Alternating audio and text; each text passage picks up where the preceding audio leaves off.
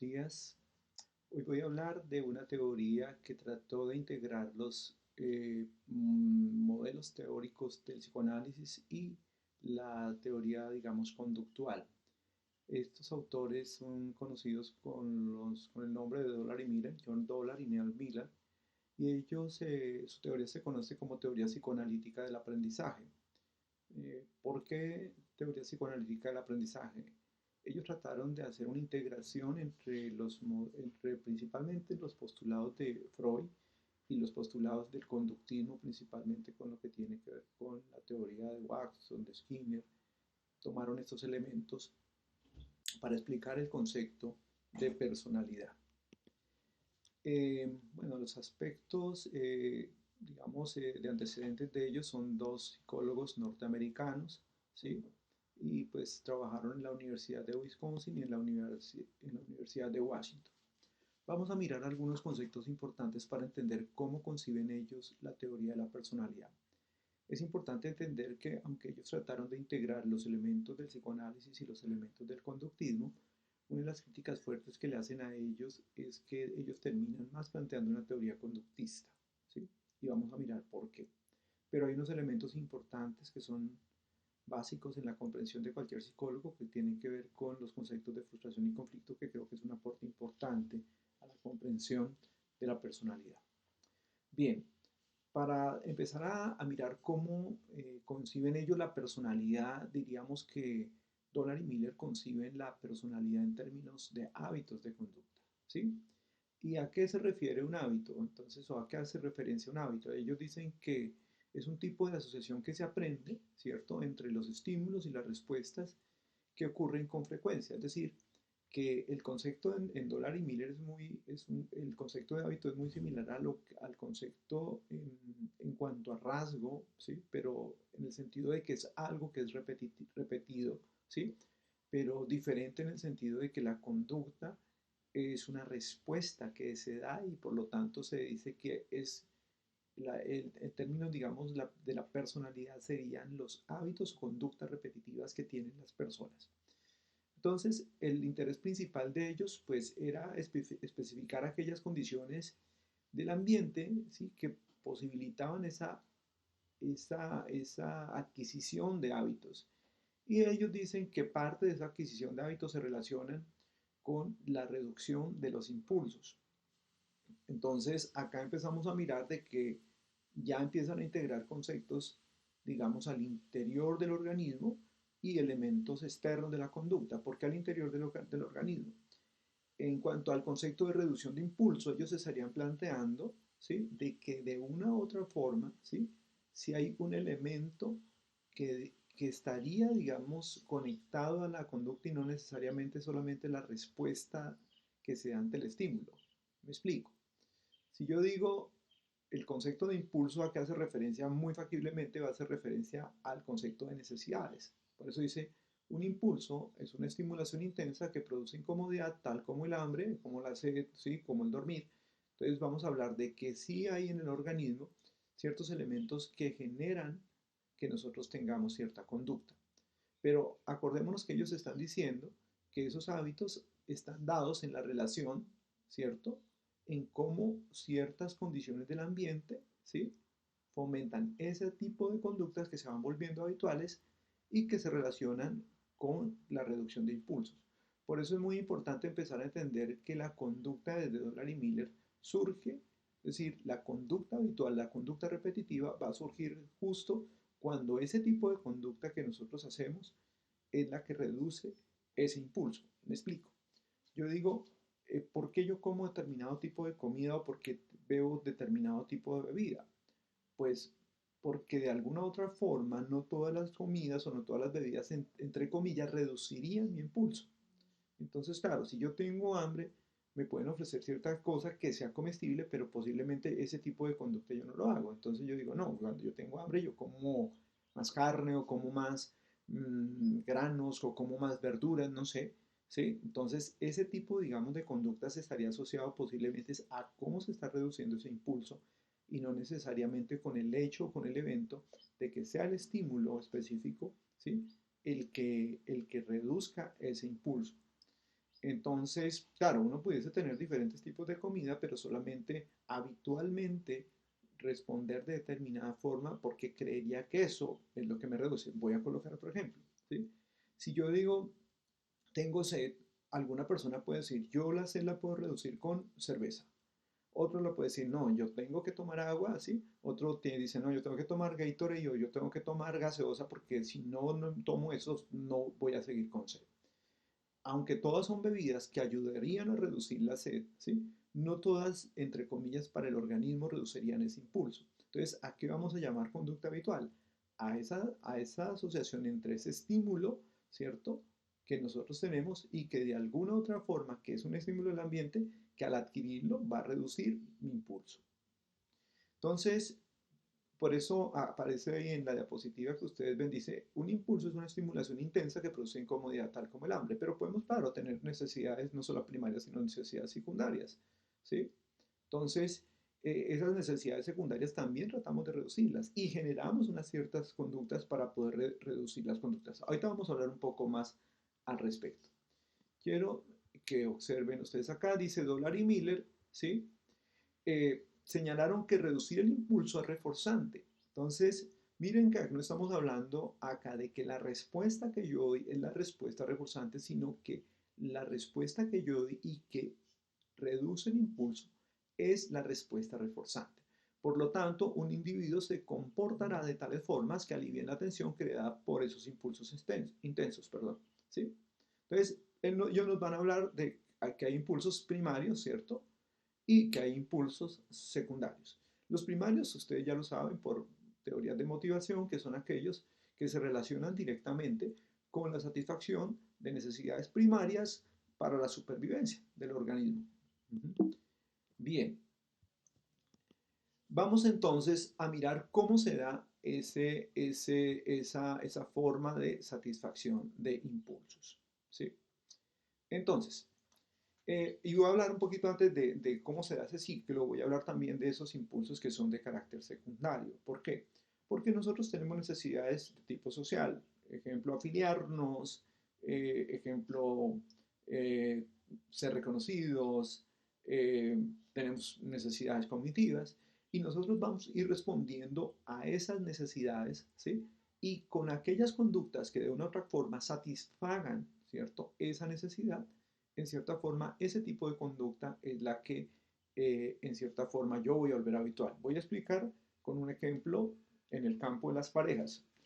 Si yo me acostumbré a que cuando yo voy a afiliarme voy a, digamos, conocer a una persona, ejemplo, en el campo de la pareja, ¿sí? Yo genero unos ciertos tipos de conductas para buscar reducir ese impulso.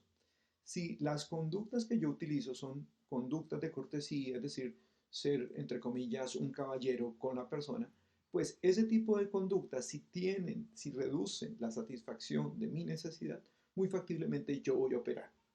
Acá es importante empezar a entender de que yo puedo generar un tipo de conducta de pronto violenta o agresiva. Si ese tipo de conducta violenta o agresiva reduce mi impulso, esa conducta posiblemente sería la conducta que se vuelve habitual. ¿Sí? Por eso es muy, muy entendible que, ejemplo, los niños cuando son pequeños, el tipo de conductas que ellos hacen para reducir sus necesidades desde la teoría de Dollar y Miller serían las conductas que se van instaurando como conductas habituales. ¿Por qué? Porque está encontrando satisfacción a ese impulso. Si una mamá, ejemplo, si un niño tiene una necesidad y el niño se lo pide a la mamá de buena forma y la mamá no lo hace, posiblemente esa conducta, ¿sí? No se va a volver habitual. Si el niño empieza entonces con pataletas y gritos y la mamá desesperada entrega eso, pues sencillamente esa conducta es la que se va a volver habitual. Acá entonces en esta diapositiva ustedes van a observar que dice Dollar y Miller sugirieron que el proceso de aprendizaje puede ser dividido de manera principal en cuatro partes. A esto es lo que llamamos el ciclo del aprendizaje en la teoría de Dollar y Miller. Primero que aparece, entonces aparece el impulso, estaríamos diciendo el organismo siente la necesidad, ¿cierto? Y dice, y un impulso es un estímulo que mueve a una persona a actuar, pero que en ninguna forma dirige o especifica la conducta. Es decir, el impulso, la necesidad, digamos, el impulso que surge en mí en la sed, no especifica la conducta. Es decir, él me mueve a mí a actuar, pero de ninguna forma me va a decir ¿qué conducta debo hacer? ¿Mm? Entonces, claro, cuando yo tengo ese impulso, ¿sí? Dice, aparece digamos, surge esa necesidad. En el ciclo se establecen entonces lo que se llaman indicios y se refiere a estímulos específicos que le indican al organismo cuándo, dónde y cómo responder. Entonces, claro, si yo estoy, digamos, teniendo la necesidad de beber algo, ¿sí? Pero estoy con mi mamá y mi mamá me dice, le digo, mamá, tengo sed. Y ella me dice, qué pena, pero acá no podemos tomar nada porque estamos en la iglesia, ¿sí? Entonces, tienes que aguantarte y cuando salgamos, sí, vas a poder tomar. Entonces, lo que yo voy aprendiendo es que en la iglesia, pues posiblemente no voy a poder, ¿sí? Satisfacer ese impulso. Pero si estamos caminando, ejemplo, por un supermercado, pues entonces me dice, espera, vamos y te compro allí un jugo de cajita y te lo tomas, ¿sí? Entonces yo ya empiezo a mirar que hay conductas en cierta forma que yo puedo establecer, pero que las voy estableciendo en determinados momentos. Entonces, por eso el concepto de indicio también está asociado en cierta forma con el estímulos del ambiente en el cual de alguna u otra forma me indican a mí si yo voy a poder o no voy a poder responder ante esa necesidad, ¿sí? Aparece entonces la respuesta. Entonces, una respuesta es esa reacción que tiene el individuo ante el indicio. Entonces, yo ya sé que yo puedo pedir un jugo, un refresco, una bebida en un supermercado, no que la puedo pedir en la iglesia si tenga sed, ¿sí? Entonces, mis conductas se van volviendo de alguna otra forma habitual. Si yo pidiera, digamos, estamos en la iglesia y digo, no, mamá, quiero, y empiezo a presentarle la pataleta y la mamá sale y me compra, ¿sí? Me compra a mí el refresco, pues posiblemente yo estoy diciendo con mi mamá, independiente en el sitio donde esté, yo puedo responder, ¿cierto? De esa forma y voy a encontrar que ella me dé eso.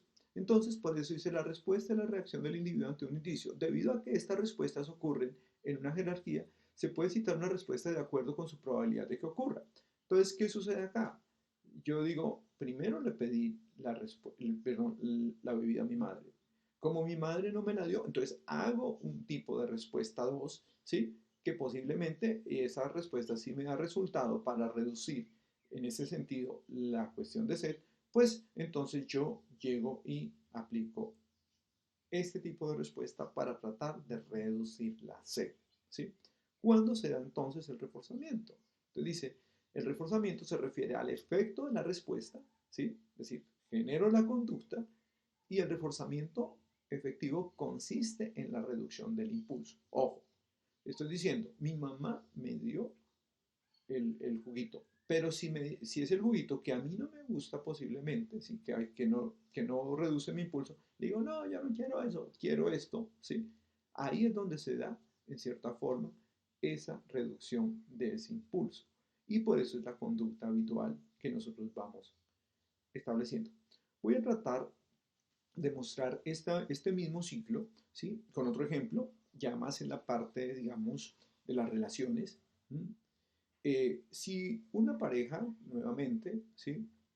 Eh, mm, a ver, quieren que en ellos surge una pulsión, una necesidad, muy factiblemente van a hacer un tipo de conductas para tratar de que el otro, ¿cierto? Responda de esa forma y poder él, la persona que tiene esa pulsión, satisfacer la necesidad. Me explico, ¿sí? Yo digo, estamos en una situación, ¿sí? Donde le digo a mi pareja, amor, quiero estar contigo en este momento, ¿sí? Y la pareja dice, no, amor, acá no podemos porque pues es el cuarto de mis padres, ¿sí? Y yo le digo, pero ellos no están. Digo, no, señor, acá no, ¿sí? Más bien, si quiere, nos vamos y buscamos otro sitio en el cual podamos tener una relación. Entonces, estaríamos diciendo, ¿sí? De que la conducta que yo hago en esa situación, esa conducta, ¿cierto? Esa conducta no va, digamos, a satisfacerse. ¿Por qué? Porque el sitio, en este caso el indicio, ¿cierto? El estímulo donde yo estoy haciendo eso, ¿no? No es el sitio que me están diciendo que yo puedo pero responder. ¿Dónde sería? Entonces mi novia o mi pareja me está diciendo, no, tendría que ser en otro lado y ahí sí pudiésemos satisfacer, entre comillas, tu necesidad, algo así por el estilo. Entonces la respuesta, ¿dónde se da? Entonces digo, ah, bueno, claro, pero entonces, claro, si yo le digo, bueno, ahora sí estamos acá, en el sitio donde estamos solos, y no es tu casa, no es el cuarto de tus padres, ¿por qué no podemos? Entonces dice, claro, podemos tenerlo, ¿cierto? Entonces estaríamos diciendo que de alguna otra forma esa reducción del impulso se está dando ante una respuesta específica que es lo que entonces se va postulando como respuesta habitual. ¿Mm? Voy a dar otro ejemplo, ¿sí? En cuanto a ese ciclo, digamos, de aprendizaje, y es, ejemplo, cómo se pudiese estar instaurando una conducta de evitación, ¿sí? Una conducta de evitación, muy factiblemente, tuvo que haber sido reforzada desde esta teoría. Si un niño eh, tiene una necesidad y esa necesidad en ese momento específico, eh, digamos, quiere, digamos, jugar con un juguete que no es de él, sino que es de otro niño, ¿sí? Y entonces el niño de alguna otra forma va a tratar de coger el juguete, ojo, establece una respuesta. Si le dice el otro niño, no, porque ese juguete es mío, ¿m? El niño pudiese, tratando de querer resolver esa necesidad, ¿sí? Ponerse a llorar. Si él se pone a llorar y el otro le dice, no, es mío, ¿sí? Entonces él se da cuenta pues que la conducta de llorar tampoco está resolviendo la posibilidad de que se dé el impulso. Entonces vamos a mirar. Imagínense que entonces deja de llorar y se va, ¿sí? Y se queda por allá escondidito en un rincón. Si el otro niño le entrega el juguete al niño, ¿qué está sucediendo acá? Que la conducta que está teniendo nuestro niño de evitación va a ser, entre comillas, reforzada. ¿Por qué? Porque está logrando conseguir el juguete, es decir, reducir su impulso, que es más de carácter social, ¿cierto? Más de afiliativo, y por lo tanto, entonces, al tener esa resolución, ¿sí? Estaríamos, digamos, generando un aprendizaje en este chico. Bien, miremos entonces cómo se grafica acá toda la parte. Entonces estamos diciendo que aparece el impulso, está la situación, aparece la respuesta, el reforzamiento y el impulso. Recuerden que, perdón, que inicialmente cuando somos pequeños nosotros no sabemos responder ante ciertas situaciones, sino que vamos respondiendo ante ciertas situaciones y ahí se nos enseña que podemos hacerlo o que no podemos hacerlo. Es decir, que los indicios de alguna otra forma los vamos aprendiendo.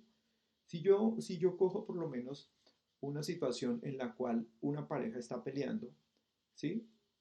Y están diciéndose cosas, groserías y cosas fuertes, y entra la mamá digamos, de la chica, lo más factible es que el muchacho no siga peleando y ella tampoco, ¿sí? Y entonces le digan, ¿qué está pasando? Y entonces digan, no, nada, nada, doña Clara, no, estaba pasando algo, hija. Y incluso ella dice, no, mamá, no, no, nada, estamos hablando, ¿sí? Si ustedes se dan cuenta, acá estamos diciendo que hay unas respuestas que son habituales en nosotros. Y esas respuestas habituales, de alguna otra forma, están buscando reducir una pulsión, ¿sí? En este caso, claro, yo también estoy evitando que a mí me regañen o que nos regañen y en cierta forma generamos un tipo de conducta. Entonces, cuando así estemos peleando con otros y llegan nuestros padres, pues posiblemente nosotros generamos ese tipo de conducta evitando de que nos vayamos a recibir en cierta forma un problema mayor. Entonces, cuando tenemos ese tipo de conductas, en este caso de evitación, muy factiblemente es porque esas conductas han sido reforzadas a través, digamos, de este ciclo. Bien, vamos entonces a mirar acá. Bueno, ya habíamos tocado acerca de lo que son los impulsos primarios y los impulsos secundarios, ¿sí? Entonces, estamos diciendo que para Dollar y Miller el concepto de reforzador es importante. Perdón, subo esta imagen acá, ¿sí? Para Dollar y Miller, los impulsos en cierta forma, perdón, el aprendizaje se da por la reducción de impulsos, ¿sí? En ese sentido, ¿sí? Estaríamos diciendo que lo que toman, acordémonos, bueno, que en la lectura que ustedes hicieron sobre estos teóricos, si ustedes se dan cuenta, ellos tomaron de diferentes autores, tomaron principalmente de Skinner, tomaron de B.T. Watson, tomaron elementos de la teoría pavloviana y tomaron del psicoanálisis, pero también aparece un teórico muy importante que se llama Clark Hull. Clark Hull lo que plantea es la teoría de la reducción de impulsos. Y esa teoría de reducción de impulsos, Clark Hull, ¿sí? Está diciendo, es importante porque el organismo aprende es cuando lo reduce, ¿sí? Digamos, es uno de los fundamentos centrales de la teoría de Dollar y Miller. Entonces, estaríamos diciendo que a ellos, de alguna u otra forma, ¿sí? Están integrando esas teorías. ¿Mm?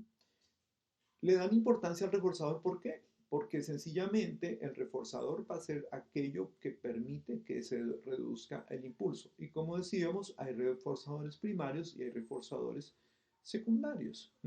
Entonces, ya todos los conocemos por teoría conductual que un reforzador primario sencillamente son aquellos que están asociados directamente con las necesidades básicas y los reforzadores secundarios con las necesidades sociales o secundarias, pero que de alguna u otra forma están relacionados con el, los reforzadores primarios. Vamos a pasar entonces a una parte muy importante del planteamiento de la teoría de Dollar y Miller, que tiene que ver con los conceptos de frustración y conflicto, y vamos a explicar primero el concepto de frustración. Dollar y Miller dicen entonces, claro, nosotros cuando tenemos pulsiones podemos frustrarnos en la satisfacción, ¿sí? O podemos entrar en conflicto en la satisfacción, ¿no?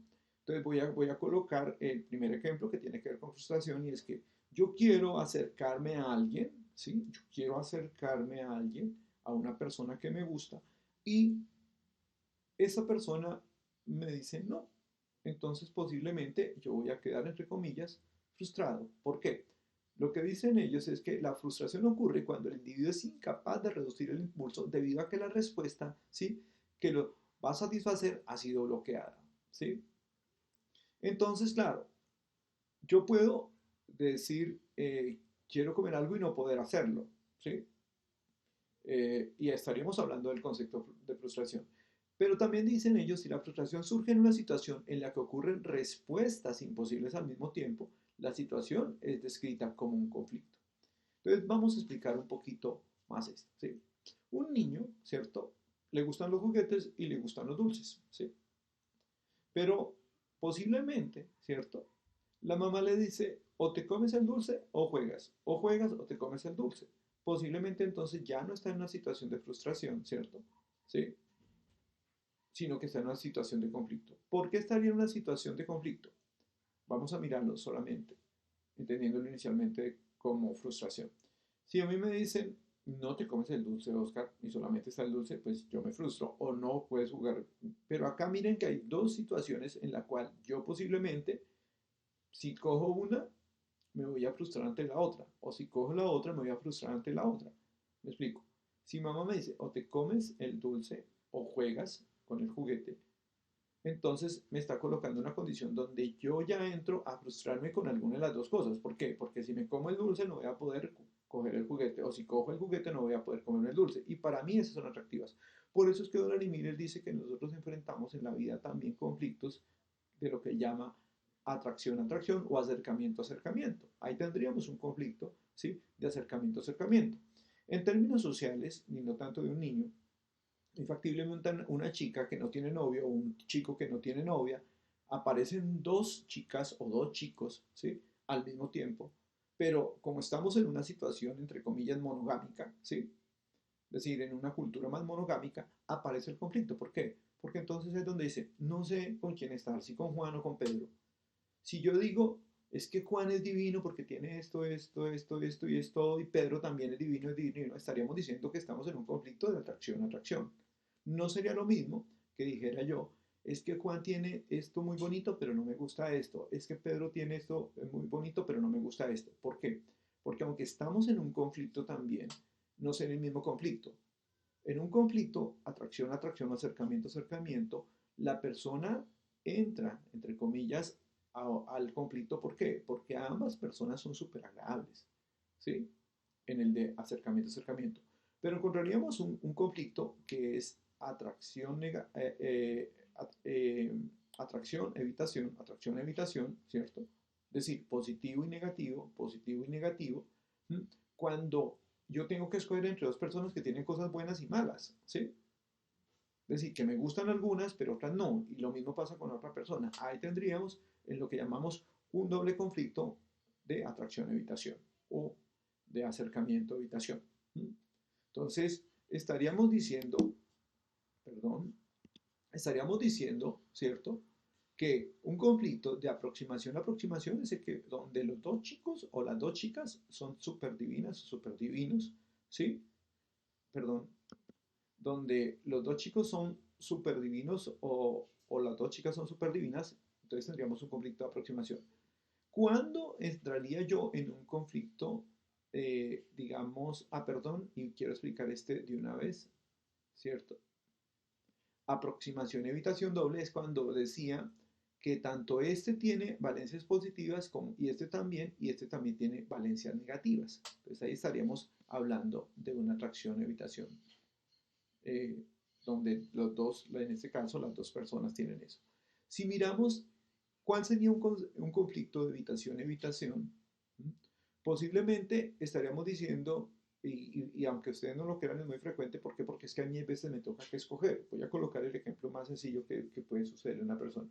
Una chica, la mamá le está diciendo, mi hija, usted hoy va a llevar en la casa y va a mirar si arregla y lava toda la casa o plancha. Pues para ella ni arreglar y lavar toda la casa es atractivo, y tampoco planchar. Estaríamos diciendo que se está encontrando en un conflicto de evitación. ¿Por qué? Principalmente porque mi mamá no me está diciendo, en este caso, oye Juana o Margarita, ¿sí? Tú verás qué escoges. No, ¿sí? Sino sencillamente o haces lo uno o haces lo otro. Así que yo estoy ante un dilema. Si lo colocáramos en el campo de la pareja, muy factiblemente puede ser una chica que tiene presión social y le dicen tres amigas que tienen ellas, todas tienen novio y ella no tiene novio, ¿sí? Y entre ella está buscando una persona y ella no encuentra a los dos chicos, positivo y positivo, sino que justo los dos candidatos que tienen, entre comillas, los únicos que se le acercan, ¿sí? Es que el uno es, perdón la palabra, es detestable uno y el otro es detestable dos. Pero es tanta la presión social que ella necesita tener pareja que es factible que entre en conflicto. Ojo, alguien puede decir, yo no entraré en un conflicto así porque si me toca detestable uno, pues los mando a los dos para el carajo. No, acá estamos diciendo que aparece una necesidad secundaria, y esa necesidad secundaria de afiliación a sus amigas posiblemente pueden llevarla a entrar. Entonces, claro, los únicos candidatos que tiene ahorita son detestable uno y detestable 2, y ambos son, y digo, ¿ahora con quién me quedo? Entonces, pues claro, la chica podría resolver el conflicto diciendo, me quedo con el menos detestable, ¿cierto? Para tratar de reducir eso. Entonces, estaríamos diciendo ese conflicto de evitación-evitación.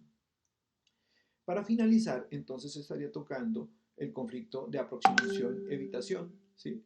Que nosotros tenemos siempre, que son muy frecuentes, los conflictos de aproximación-evitación. Y es cuando nos gusta una sola persona, ¿sí?